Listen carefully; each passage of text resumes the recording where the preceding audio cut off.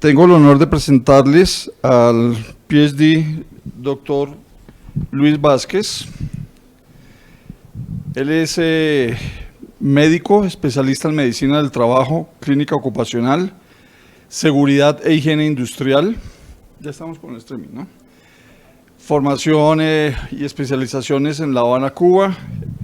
Tiene también en España en prevención de riesgos, especialidad ergonomía, psicología aplicada, seguridad e higiene industrial, PhD cum laude en sistemas de gestión de la Universidad de Huelva, España, auditor en sistemas integrados ISO con TÜV Rheinland en Madrid, España, y él nos presentará la automatización de la tesis realizada en el programa de doctorado de la Facultad de Ciencias Experimentales de la Universidad Huelva, España, con una calificación sobresaliente cum laude, con más de 70, bueno, está desactualizada esta información, 80 módulos del sistema SMIR, Sistema Monitoreo Integral de Riesgos, al servicio de la seguridad pública, de la seguridad privada y de la seguridad ciudadana.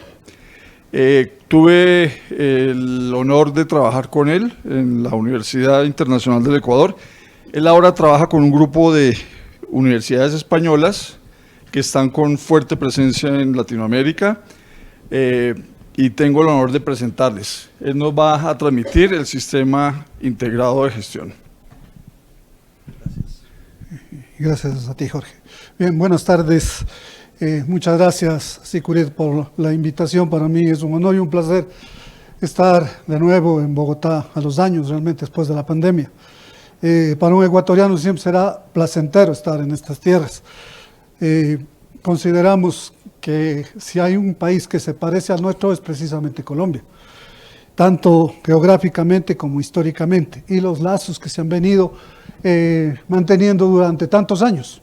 Pues casi no nos hemos peleado, y ustedes saben que los latinos somos muy buenos para andarnos peleando entre nosotros.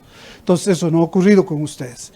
Bien, voy a compartir con ustedes estas experiencias que he dividido en dos partes. En primer lugar, una parte filosófica o teórica, sé que usted es muy bueno en eso. Así es que voy a ser muy breve para que no me coja las costuras, como decimos. Y la segunda, les voy a mostrar un poco la experiencia que pudimos hacer en nuestro país. Fue realmente una experiencia muy interesante, ustedes la juzgarán si les pareció exitosa o no.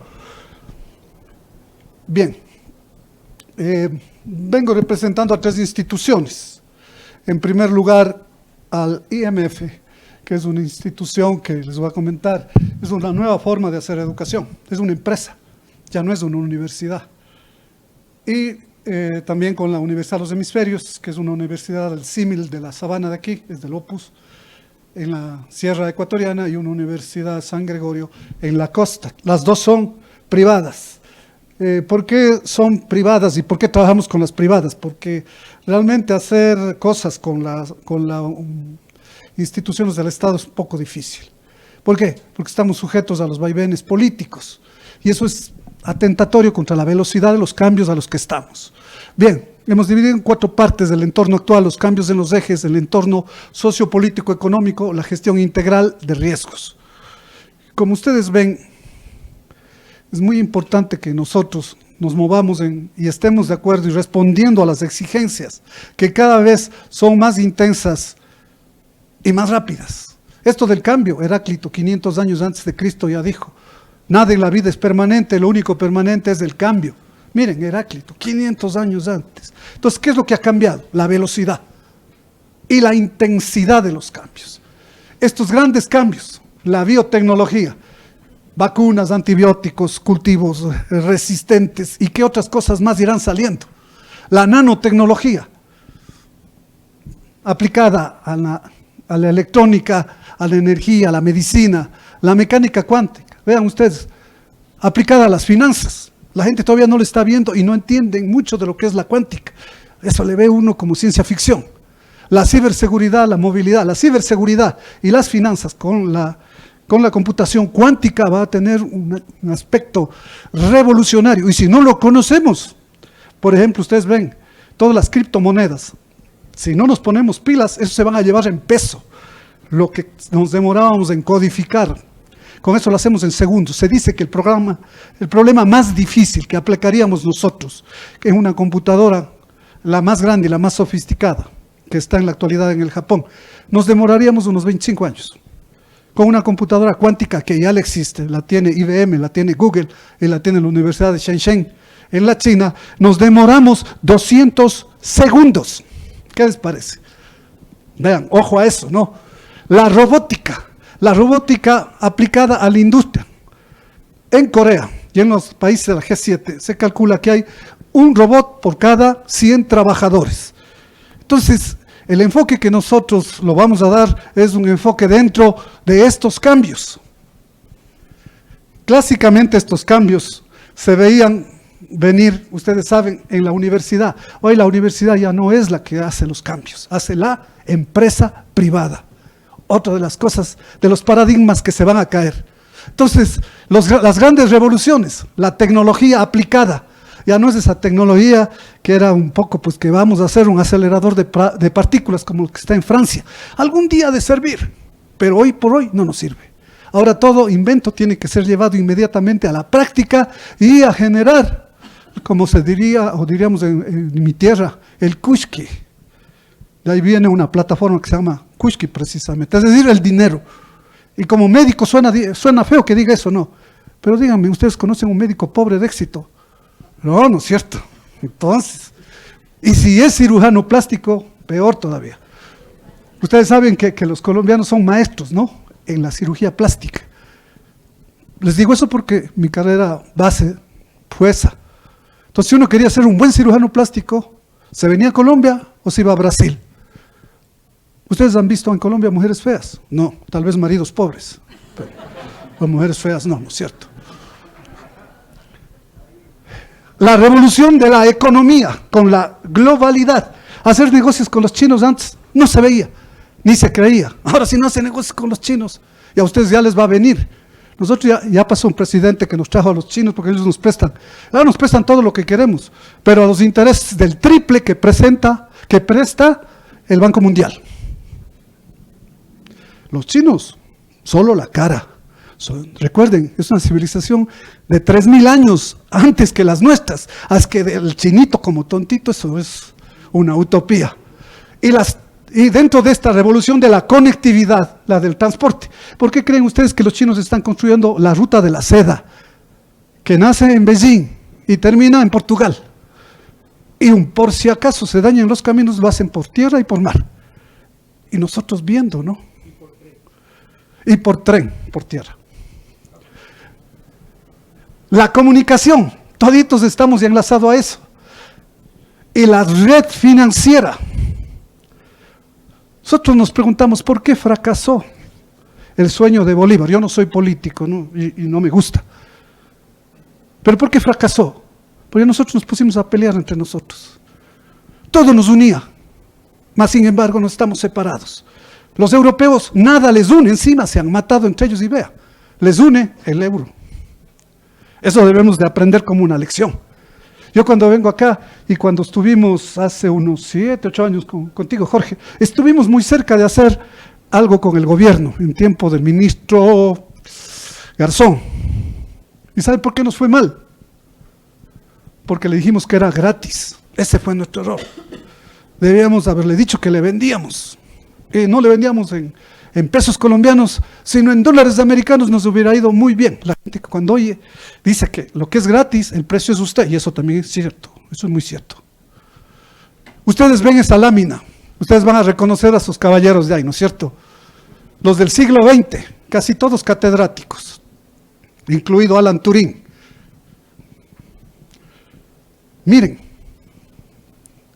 y ahora ven a la derecha, los 6 grandes científicos, generalmente universitarios. Los otros 6 son los que generan el conocimiento y la tecnología, y ninguno viene de una universidad, son de empresas. Ojo a eso.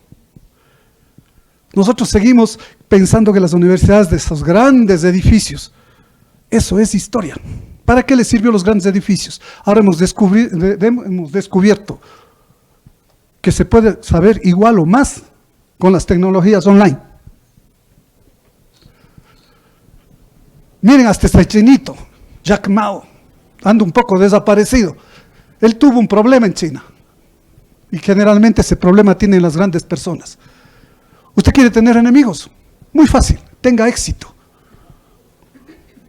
Y de por sí, a usted le está yendo bien, al que le está yendo al lado, mal, es su enemigo.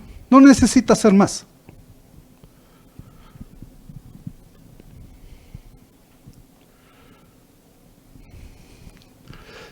Ahora, dentro de los entornos empresariales, como ven, vamos aterrizando de lo macro a lo micro.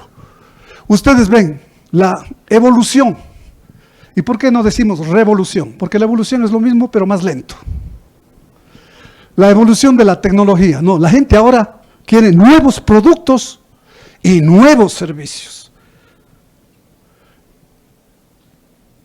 La desregularización. Cada vez ustedes ven las leyes en la parte económica financiera, se van haciendo más blandas y vamos hablando un lenguaje común. Entonces tenemos una mayor y una mejor competencia. Esos conceptos de los monopolios ya van siendo historia.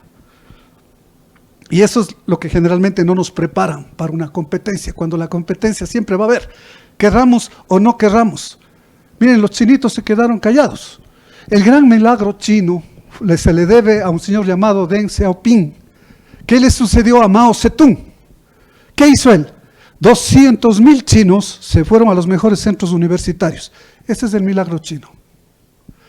Después vino el siguiente, Jiang Zemin, y ahora Xi Jinping. Y vean ustedes, es que eso no es ningún milagro. La clave está aquí, en la formación. En vez de andarnos peleando, dediquemos a unir fuerzas y preparémonos. Y los nuevos productos, recuerden ustedes que ahora hay que innovar o crear y aliarse.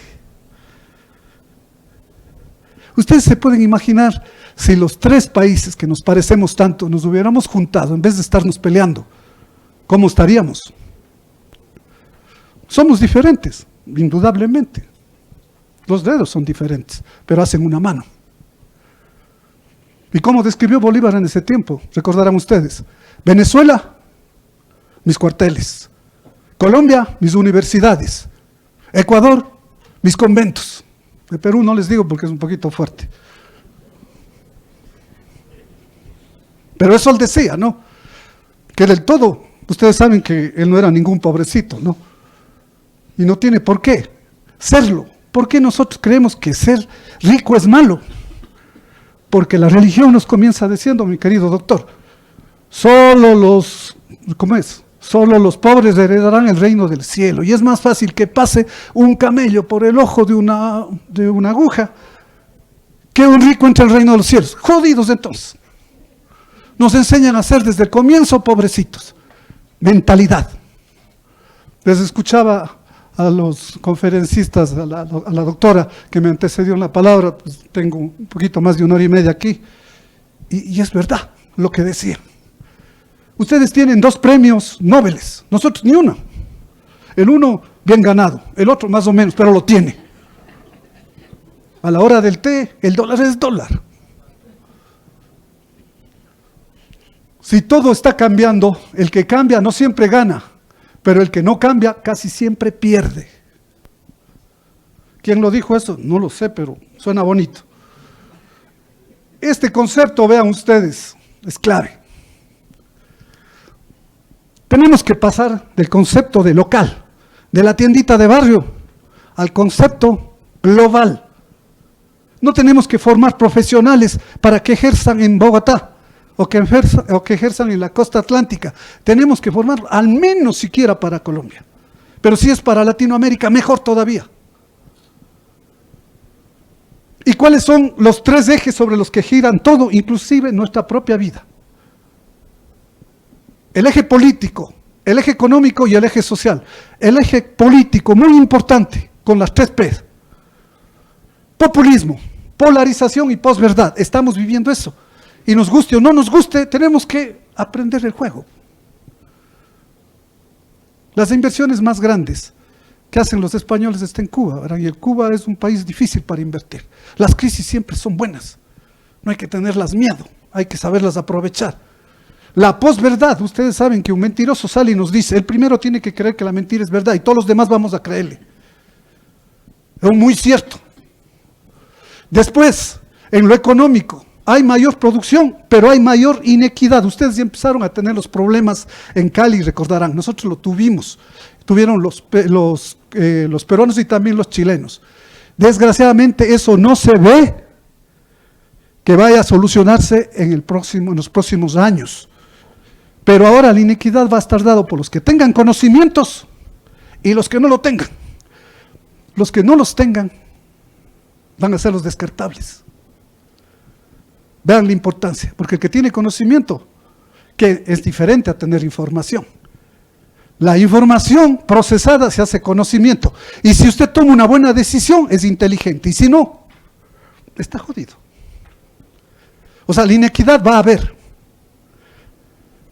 Y en lo social, tengo entendido que una profesora va a hablar aquí, o 3 personas me decían de las generaciones. Eso es importantísimo entender, las generaciones. Yo soy de los boomers. Por aquí también, no creo que haya baby boomers, no lo hay. Pero millennials, centennials, X.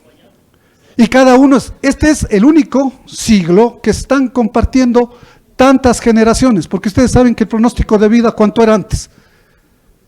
Y cada generación tiene su propia marca y su propia identidad. Usted, cuando escuchemos a los millennials, son complejos, pero hay que trabajar con los complejos. Y los millennials, dice, estos viejitos, como el que les habla, son complejos. Así es, pero él también tiene que trabajar con eso. Entonces tenemos que ser tolerantes a las diferentes generaciones que nos toca vivir y coexistir. Eso va a cambiar los escenarios. Miren esta lámina, cómo cambiaban las cosas antes. La mecanización, la electricidad, la informática y la digitalización. Si ven, una se demora 8 siglos, ahora se demora años. Y nosotros estamos como en nuestra costa, dice, peligro de tsunami. Ya cuando venga el tsunami mismo para correr, no va a poder alcanzar, el tsunami viene mucho más rápido. Entonces, eso es lo que va a pasar. Y también el concepto de las energías. La clásica energía,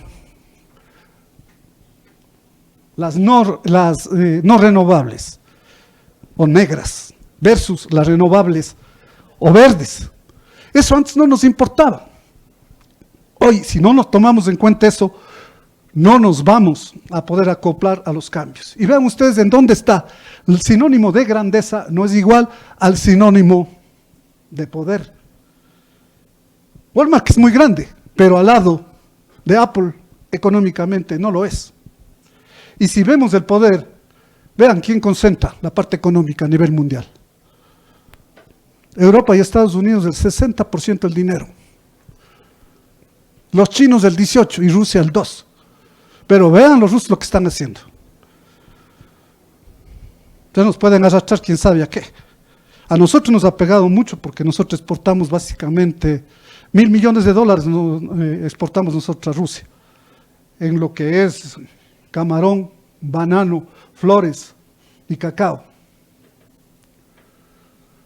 Vean ustedes este nuevo panorama. ¿Por qué América Latina no crece en las tecnologías? Aquí ustedes tienen una persona que a lo mejor no le conozcan, es bogotano, o sí le conocerán, el dueño de Plazi, el CEO de Plazi. Sí, tipazo, medio pesadón para hablar, pero convence. Pero es de los pocos que tiene una startup de tecnología. ¿Saben cuántos alumnos tiene? Más de 1 millón. Figúrate. Y aquí ustedes ven, nosotros recién con Kushki tenemos la primera unicornio. Bueno, eso es, para nosotros está registrada como ecuatoriana. Pero no vamos a pelear, da lo mismo. Pues sí. Entonces, ojo a estas cosas que debemos hacer. Y vean ustedes la parte de credibilidad. Ustedes saben que el 70% de las decisiones, ¿quién lo dice? Gallup, en un informe presentado hace 2 semanas en 140 países, los vienen haciendo 14 años. el 70% de su decisión es emocional, y ustedes saben que las emociones son 6. Esas emociones procesadas pasan a ser sentimientos que ya son más o menos entre 21 y 31. Aprovechemos eso. La gente cree en ustedes, en las empresas privadas. Esa es una fortaleza. Y si ven ustedes, Colombia y Ecuador van de la par en cuanto a percepción. Vean lo que piensan las nuevas generaciones. Eso es algo fundamental. El que nosotros tenemos que ahora cambiar el chip. Nosotros no tenemos que vender nuestros productos, tenemos que vender los productos que necesita el que nos va a comprar. Y no solo la venta, ahora es fundamental la postventa. En el factor de los indicadores políticos, son los mismos de los suyos y los nuestros, si ustedes ven. Primero, falta de prevención. Todos los que suben ofrecen un montón. Nosotros, una fe enorme. Viene un candidato presidente, 10 años, preparándose para ser presidente, banquero. Sube y está hecho loco, no sabe qué hacer. Le cambia al uno, le pone al otro, habla una cosa, se desdice. Hubo un femicidio. Vamos, dice, a derrumbar el edificio donde se cometió el femicidio. Es un edificio público. No hay cómo. No hay cómo. Tiene que declararse obsoleto. Entonces, el dispararse a hablar cosas. Un presidente es fatal. ¿Qué pasó? Improvisación. Falta de planificación. Falta de conocimientos. Por lo tanto, deficiente gestión. El problema, señores, no es del tonto que hace mal su trabajo, sino es del inteligente que le contrató al tonto. Un inteligente con otro inteligente, ¿qué hacen? Un más inteligente. Un tonto con otro tonto, ¿qué hacen? Un más tonto. ¿Y qué pasa si unimos un inteligente y un tonto? El inteligente se vuelve tonto, porque eso no cuesta trabajo. Entonces, cuidado, tengan precaución. Otro indicador, riesgo. Riesgo país. Cuando nuestro presidente subió, estábamos con 1.200, bajamos a 800. Vino el paro indígena, empezó a hacer barbaridades, ahora estamos en 1.600. Ustedes están todavía bien, 300, 350. Es que están ahorita ustedes en la luna de miel. Pero los que son casados saben cuánto dura eso, ¿no es cierto? Y las consecuencias. Ustedes dicen guayabo, nosotros decimos chuchaqui. Ese chuchaqui es amargo. Ojalá no les pase. Entonces, eso es importantísimo. Y si ustedes ven, para invertir en países como los nuestros se necesita tener, ¿qué? Muchísimo conocimiento, porque no es malo invertir. De hecho, yo trabajo para una transnacional, he invertido en nuestro país y nos va muy bien. Y si nos fuera mal, también les dijera que nos va muy bien. Ustedes saben, siempre los trapos sucios se lavan en casa. Mi padre sabía decir que te vean pobre, pero nunca miserable. Son dichos colombianos. Mi padre era colombiano. Por eso soy medio locuaz. Heredé de ustedes. Miren, los indicadores económicos que tenemos que ver. Usted dice, pero si nos iba a hablar de gestión de riesgos, claro, pero si voy a hablar de gestión de riesgos tengo que conocer en dónde voy a poner. O si no, empiezo a lanzar los típicos programas universitarios, que son una maravilla. Dice, sí, pero eso en el cielo. Tenemos que hacer cosas que necesite la empresa, entonces tenemos que aterrizarlos. Y esto es aterrizado. Vean cómo está Colombia y Ecuador, los indicadores, tasa de desempleo. 15.1 ustedes, estas son cifras actualizadas. 5.9 la nuestra, ¿no? La balanza comercial, la deuda pública. Estas cosas es fundamental. Por ejemplo, a nuestros alumnos nosotros les preguntamos, ¿cuál es el PIB del Ecuador? Y dice, no sé. Entonces es como decirle a usted cuánto gana y usted no sabe cuánto gana. Es porque nos enseñaron siempre a estar desconectados de la realidad en la que vivimos y eso es fatal para hacer una planificación estratégica. Vean ustedes cuánto cuesta la hora de un trabajador ecuatoriano y de un trabajador colombiano. Entonces, a todas luces, pues, Colombia, mucho más barato. Y mano de obra altamente cualificada. No me asombra, doctora, lo que acabas de decir, no lo sabía. Seguramente el de Kuczki es colombiano. Y como está allá, dice, pues no, soy ecuatoriano y así debe ser. Ya. Entonces, pero está registrada como tal. Y aquí no nos vamos a pelear. Tú tendrás siempre la razón. Bien. Indicadores de consumo. No se parecen todos los países latinos a esto. Usted dele a alguien $1,000 y se gasta 2,000. ¿Y cuál se gasta eso? El pobre. El rico no, el rico invierte.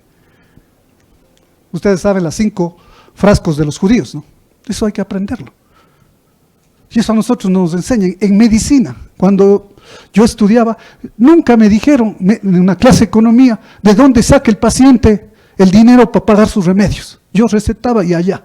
¿Se dan cuenta la irresponsabilidad de la formación?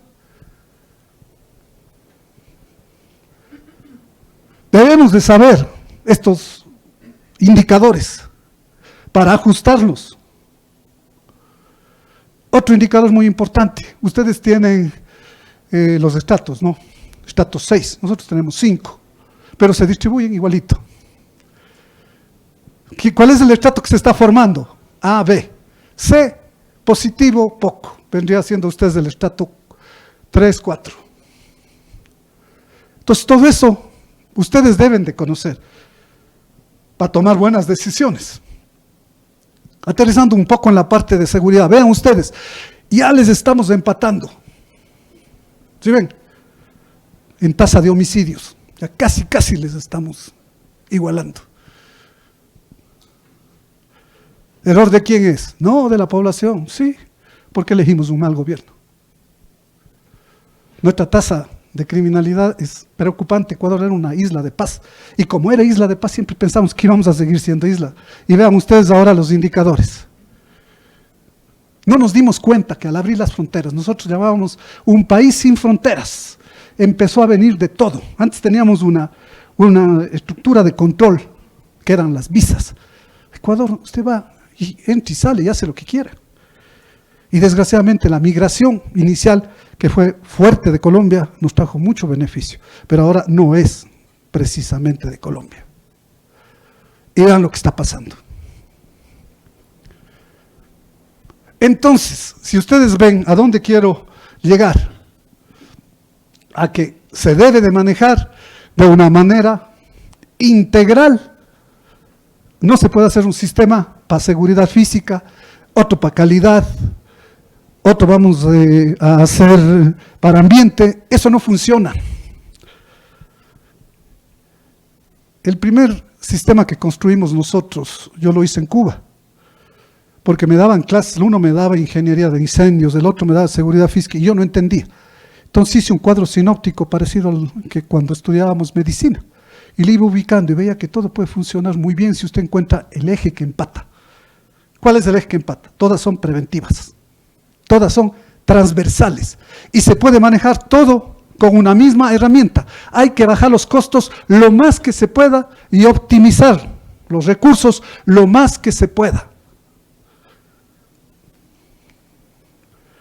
Y tenemos una gestión estratégica, es decir, la que toman los gerentes, la que toman los dueños de la empresa, la que toman los CEOs. Y lo primero, tener el objetivo. A ver, nosotros somos una fundación sin fines de lucro. ¿Y entonces de qué vive? El objetivo es fundamental. En segundo lugar, ¿cuál es el giro de negocio que usted va a hacer frente a ese objetivo? Unidos los dos salen las políticas. Después, ¿qué recursos? Yo les suelo decir a mis estudiantes, no me digas que me quieres, dime cuánto, y si es en efectivo, mejor. Eso de que te quiero de aquí a la luna, eso está bien para Gustavo Adolfo Bécquer, pero no para nosotros. ¿Cuánto? Tuve la oportunidad de conversar con un colega de ustedes, fabuloso, ¿cómo hablan ustedes? No sé, se embeleza. Y de ahí va a la gestión, la estructura organizativa. Pues siempre nosotros, primero, empezamos a contratar al primo, al sobrino, y empezamos a generarnos los cargos. Es al revés. Usted tiene que primero generar la estructura y ver a quién le contrata. Y si no es su hijo, mejor todavía. Porque las empresas no son grupos familiares. ¿Cómo usted le despide a su mamá? Eso lo dijo Vega, ¿no? El de Platzi. Dice, las empresas no son grupos familiares. Y las que son del siglo pasado y están muriendo. Ahora se llama a través de gobiernos corporativos. ¿Cuál es el plan de negocio? ¿Cuánto entra? ¿Cuánto sale? Y todo con indicadores de gestión y rendición de cuentas. Ya pasó a la historia que es que no confías en mí. No, yo confío mucho en ti, pero prefiero verificar, para confiar más todavía. Entonces, si ustedes ven la gestión de riesgos, probabilidad, exposición, consecuencia. Y para riesgos físicos, oportunidad, medios y motivo. Si ustedes ven, va cambiando un poco la terminología, pero el concepto es el mismo. El concepto es prevenir que pase. Y eso ocurre de una buena planificación cuando están muy claros los objetivos. Muy sencillo. Hicimos un estudio en las empresas más grandes de Ecuador. ¿Saben por qué estoy yo en la docencia? Porque me ayudan muchísimo los alumnos en las investigaciones y no me cuesta. Claro, pues les mando a hacer las investigaciones, se me presentan y digo, hijo, y cuando es bueno le digo, soy tu coautor, y cuando es malo, no. Así de sencillo. Y vean ustedes, a nivel gerencial, ¿cuánto importan los sistemas? Dice, vamos a venderle el sistema de seguridad y salud. Cuando estuve de director nacional de riesgos en el Ecuador, ¿qué es lo que les voy a mostrar? Nos inventamos un sistema. Y digo, ¿y cómo haremos para entrar?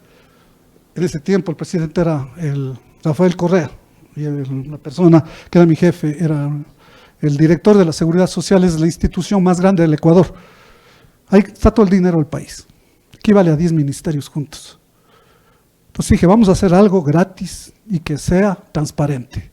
Dice, si logras tener 200 empresas, implementamos en el país. Tuvimos 17,000 empresas y el grado de satisfacción del 92.3. ¿Cuál fue la clave? Transparencia. Y les voy a mostrar cómo hicimos. Y vinimos con eso acá a Colombia. Lo presentamos en el OIT. Me encontré con la representante de Colombia y le pareció muy bueno. Vinimos acá, todos encantados, pero no se implantó. Y figúrense lo que hubiera sido implantado eso, el cambio que hubiéramos tenido. Porque le estoy hablando del 2013, cuando no había todavía ni WhatsApp ni Facebook y nosotros ya teníamos el chat. Es que la creación no es patente de nadie, es un poco de persistencia. Y los metafísicos dicen que se alineen las estrellas, eso hay que buscar uno un poco, ¿no? El buscar las oportunidades. Entonces, con estas cifras nos dimos claramente cuenta que teníamos que hacer sistemas para las empresas, porque la seguridad y la salud y el ambiente no les importaba tanto a los empresarios. Y esto tiene que alguien pagar. En economía dicen, no hay almuerzo gratis. Entonces usted tiene que convencerle. Porque las empresas se unen o se hacen para generar rentabilidad. No le digamos dinero, digámosle valor. Y cogimos después, esto se logró hacer ley de país de la resolución 957, el instrumento andino de seguridad y la salud. Lo trabajamos con colegas de Colombia, de Perú, de Bolivia y el que les habla. Y logramos sacar. Ustedes lo tienen todavía en su ley. Pero al empresario no le importaba eso. Él dice, no, nosotros necesitamos más bien una certificación que nos ayude a una mejor penetración en el mercado. Entonces cogimos las ISO. Y si ya está inventado, ¿para qué hacernos lío? Y entonces cogimos todas las ISO y les juntamos. Pero las ISO, habían cosas que no tenían. Seguridad ciudadana, por ejemplo, que cae directamente en seguridad física. Y le juntamos. Tampoco tenía seguridad financiera y también le pusimos. ¿Y cómo hicimos eso? Seguridad física, teníamos una persona que sabía muchísimo y que tengo el placer de tenerle a mi diestra, Jorge, que fue también mi alumno. Claro, es un poco mayor a mí. No, yo soy mayor a él. Entonces digo, haz tu tesis de grado sobre esto, y yo le aprendo. Y tenía al gerente financiero del Banco El Pichincha, que es un banco muy grande, él hizo sobre riesgos financieros, y hagámosle. Lo más difícil en programación es el algoritmo. ¿Qué es el algoritmo? La secuencia lógica de conseguir un objetivo. Cómo une esta pieza, esta otra, como un Lego. Eso es. Y para eso usted no necesita ser informático. Yo tengo 7 patentes en actividades informáticas. Y yo no soy programador. Yo nací en la época de la máquina de escribir y de los libros así, de gruesos. En medicina era así. Esto no importaba, pero si tenía un libro grandote, se decía, este sabe bastante. Entonces, miren, y juntamos. El programador es más o menos como en una casa el que pone los ladrillos. Y el que hace los algoritmos, que viene siendo un gerente, es el que hace los planos. Usted le diga a un informático, hágame esto, y el informático le hace. Pero la gran mayoría se pierde. Ustedes creerán que Bill Gates era un excelente programador. No. Steve Jobs, no. Steve Wozniak era el programador, pero el otro era un bueno para el marketing. Y sabía cómo hacer. Ustedes creerán que Elon Musk es el que hace las cosas. No, él contrata, pero él es el que tiene la visión. ¿Se acuerdan eso del que sabe qué tornillo apretar? Entonces, esta es la clave para poder hacer un sistema integrado. Si ustedes observan, todos estos sistemas tienen un mismo elemento, que es la prevención. Y de ahí los subelementos van variando. Pero en definitiva, si usted tiene un eje que van siendo los 10 requisitos que le pide las ISO, usted les va empatando a nivel de subelementos con un despliegue vertical. Ya les voy a mostrar en qué consiste eso. Y les va a ser muy fácil, porque todos se gestionan por riesgos. Todos son preventivos. Y todos se pueden automatizar. Entonces, el aporte de nosotros fue el unir, nada más. Y claro, las ISO, pues para ese entonces estábamos trabajando con, me acuerdo, las OSHA. Después salió las ISO 45 en el año 2018, pero nosotros en el 2013 ya la teníamos. Es cuestión de fecha simplemente. Y conservando estos conceptos. Primero hacerlo sencillo. Después automatizar y después desconcentrar. Nosotros tenemos un poco esa costumbre de querer ser el guagua. Guagua para nosotros es el chiquito, ¿no? Queremos ser el guagua en el bautizo. El novio en el matrimonio y el muerto en el entierro. Queremos ser todos nosotros. No, deleguemos. Y no le hagamos difícil. La programación es sencilla. No, que es que será difícil porque a lo mejor no nos hemos sentado a aprender a programar. Y automaticemos, las herramientas se hicieron para eso, para hacerlo viable y para comenzar cualquier sistema de gestión. Esto yo comencé acordándome de mis años de médico. Primero tengo que diagnosticar, pues no dar primero el tratamiento. Y ustedes han visto, siempre entramos con un plan. No, primero diagnostique. Es decir, audite. Audite cómo está y de ahí sale el plan. Y de ahí vaya identificando usted las cosas, en dónde está bien, mide, evalúa. Y al final capacite, no al revés. Porque usted le va a capacitar a un trabajador sobre qué, sobre el black hole, a él que le importa eso. Y como no le importa, no va a aprender. O sea, usted tiene que dar cosas que sean útiles. Acuérdense del concepto actual. En requerimiento a lo que usted necesita. El producto sale para satisfacer. Y este es el sistema. Si ustedes observan, en la parte vertical están todas las ISO. ISO 9, ISO 14, ISO 18. Y si van saliendo más ISO, se van inventando más cosas, usted le sigue colocando. Y las variables se despliegan horizontalmente. Y nosotros nos ideamos un sistema de alarmas. Es decir, cuando algo no estaba cumpliendo, ¡pum!, le salió un rojo. Es lo que necesita el gerente. Y ahora, quiere ir en profundidad, le iba dando clics e iba profundizando. Y se iban abriendo las auditorías, se iban abriendo gráficos. Este es, por ejemplo, un despliegue de un gráfico, que se lo puede hacer más bonito, se lo puede hacer dinámico. Esta herramienta nació para enseñarles a los estudiantes cómo hacer un sistema de gestión. En último término, al gerente le va a interesar eso. ¿Cómo estamos yendo? Por ejemplo, si hablaríamos, a ver, ¿cuántas veces fue violado el perímetro? Si estaríamos en la parte financiera, ¿cómo está la evita? Entonces, usted va a ir poniendo los indicadores que considere claves. ¿Y quién determina eso? ¿Usted el técnico? No. Eso determina el gerente. Yo necesito esta información y usted la va subiendo y va generando en complejidad. Se ven unas sábanas muy grandes, así es al comienzo, pero están en función de lo que necesita la empresa. Y al final la auditoría arroja una planificación que simplemente le dice qué ha cumplido, no ha cumplido, quién debe de hacer, cuánto tiempo, qué recursos asigna y pare de contar. Y eso es automatizado y le llega una vez que ha terminado la auditoría a su correo.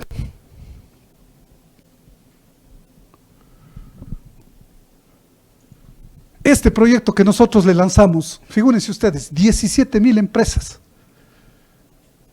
en 2 años.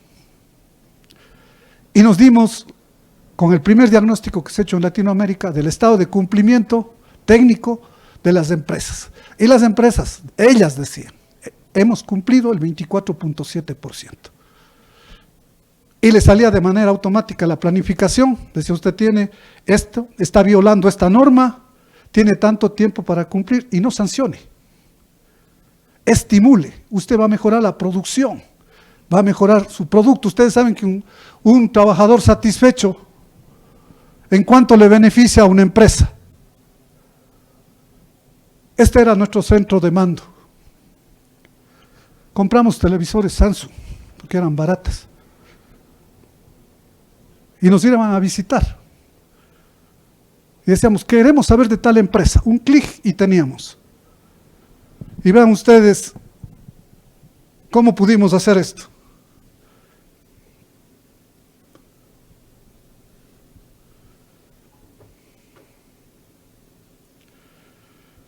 La empresa cargaba los datos. Esto tenía un sistema de control que era a su vez la historia laboral. Entonces, una vez que cargaba, le salía todo en cero. Y usted iba contestando esa... Perdón, no se está viendo. Hijo, no me refleja en la pantalla de allá. Bueno, ni modo. Hay que estar previsto para todo. Bueno, y lo que ustedes ven, íbamos dando un clic y nos iban saliendo en colores, como al comienzo. Hicimos un proyecto piloto en un gran supermercado de Ecuador, parecido al Éxito de aquí, creo, o a Ley, Supermaxi. Y entonces dice, pero es que no me entienden. Digo, y ellos mismos dicen, pongámosle colores, verde lo que es seguridad y salud, este color medio café, pongámosle calidad, ambiente. El color realmente era lo de menos, esto era simplemente para que nos vayamos entendiendo. Y aquí teníamos los módulos, 80 módulos, y hecho para que se puedan ir incorporando los módulos que sean. Y le subimos el modelo Mosler. ¿Por qué le subimos el Mosler? Porque era el sistema más conocido, más amigable. Y vean, el mismo concepto de todas estas variables que tiene el módulo de seguridad física, atraco, terrorismo, sabotaje. Cogimos el modelo tal cual y le íbamos dando un clic de despliegue y nos iba saliendo para al final darme el resultado. Entonces usted dice, ¿en qué es? Esto no es ni más, ni menos, ni mejor que nada. Simplemente es una herramienta gerencial para tener información. Entonces nos iba dando todos los gráficos que íbamos diciendo. Entonces, yo me acuerdo cuando Jorge implementó el modelo de él. Dice, hombre, ya no necesitamos tantos guardias. ¿Y cómo es que este guardia reporta tanto y este no reporta nada? Entonces, esas son las cosas que estadísticamente a usted le van a servir para tomar decisiones, porque son frías. Ahí no hay el que me cae bien, este guardia sí me está trayendo las cosas, se porta muy bien, no. Recuerden, el trabajo no es para ser amigos, el trabajo es para ser compañeros. Si usted logra ser amigos en buena hora, pero no hay que buscar eso, porque pierde usted la objetividad. Y nos íbamos creando colores, graficando. Estamos terminando, ¿no?